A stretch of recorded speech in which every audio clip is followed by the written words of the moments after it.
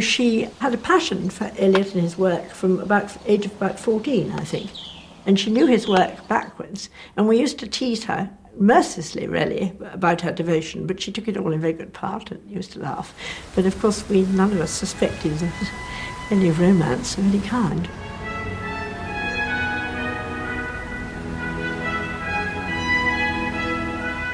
They used to meet in the Russell Hotel after work, and he used to give her red roses every day.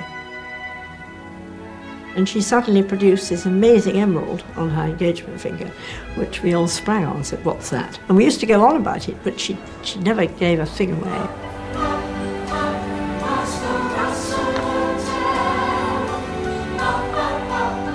We couldn't believe it, none of us could believe it. I mean, you know, I think it was so unlikely that it didn't occur to us. And she was much younger. He was, what was he, 68? And she was 30. They left a note to say they were marrying in the morning. And they got married, I think, at 6 or 6:30 a.m. And before anyone opened the note, they were on their way to their honeymoon in the South of France. So you can imagine, nobody did any work that day.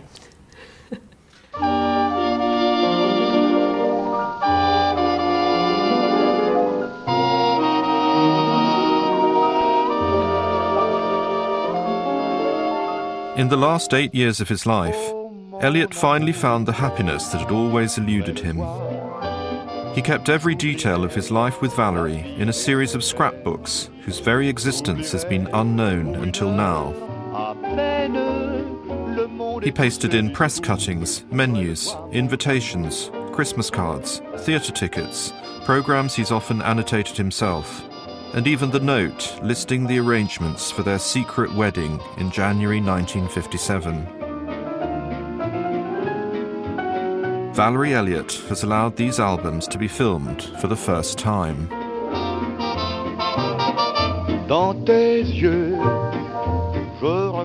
We got this postcard sent to the three of us who shared the office with Valerie, which says, "Thank you very much for your good wishes.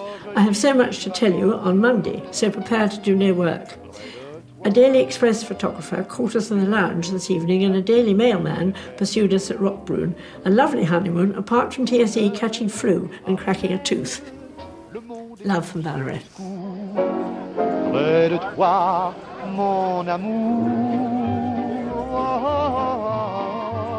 T.S. Eliot's widow, Valerie, now in her early 80s, runs her husband's literary estate.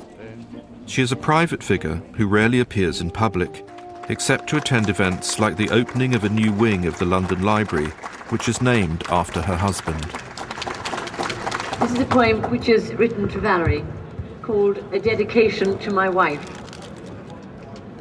To whom I owe the leaping delight that quickens my senses in our waking time, and the rhythm that governs the response, the repose of our sleeping time, the breathing in unison, of lovers whose bodies smell of each other, who think the same thoughts without need of speech, and babble the same speech without need of meaning.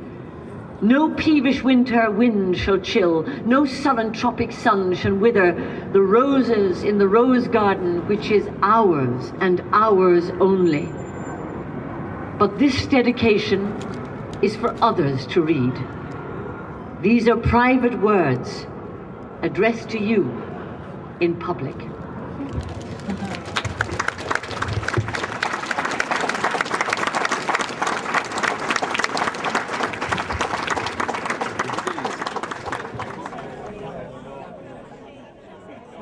I cannot express the personal pleasure I take in the fact that this new building was now known as T.S. Eliot House. When I had my first play published, it was published by what I think of as Mr. Eliot's publishing firm. And I used to stand in Russell Square and look up at the windows wondering which window might be T.S. Eliot. So I never did actually find out, and I never had the courage to ring the doorbell or anything like that.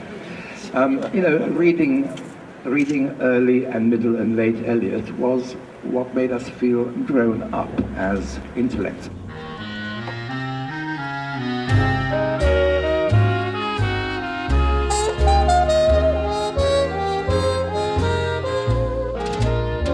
You came a long way from St. Louis. Eliot grew up on the banks of the mighty Mississippi in the city of St. Louis, the gateway to the West. I've seen the town and country cars. His father, Henry, ran a successful brick-making business, and his mother, Charlotte, was an amateur poet. You came a long way from St. Louis. St. Louis at the turn of the century, when Eliot was growing up, was really still a frontier town. It's a boom town. It's on the Mississippi River. It's very industrial. In some ways, it's the Wild West. It's a frontier town. You can almost picture somebody walking into a saloon and the doors swinging shut behind them. It's a very Western feel. And so he has this sense of being a Midwesterner on the frontier. And yet, at the same time, Eliot's family has strong roots in New England, and particularly in the Boston area. And even before he went back to Harvard as a university student, his family was summering around the Cape. And so he actually is always very much at home in New England as well. So I think there's an important way in which we need to think about Eliot as somebody who's always been somebody who was moving between a raw, free, American, young, vernacular, Midwest and Southern frontier mentality, and then a much more traditional, cultured, civilized, if you like, East Coast mentality. All aboard for Natchez, Cairo, and St. Louis. I do not know much about gods, but I think that the river is a strong brown god, sullen, untamed, and intractable, patient to some degree, at first recognized as a frontier, useful, untrustworthy as a conveyor of commerce, then only a problem confronting the builder of bridges. The problem once solved, the brown god is almost forgotten by the dwellers in cities, ever, however, implacable, keeping his seasons and rages, destroyer, reminder of what men choose to forget. Unhonored, unpropitiated by worshippers of the machine, but waiting, watching and waiting. Oh, baby, I got news for you. Pearls from Missouri, too. So naturally, I got my doubts. You got 'em dropping by the... For Eliot, in all kinds of important ways, I think he found London really liberating. It actually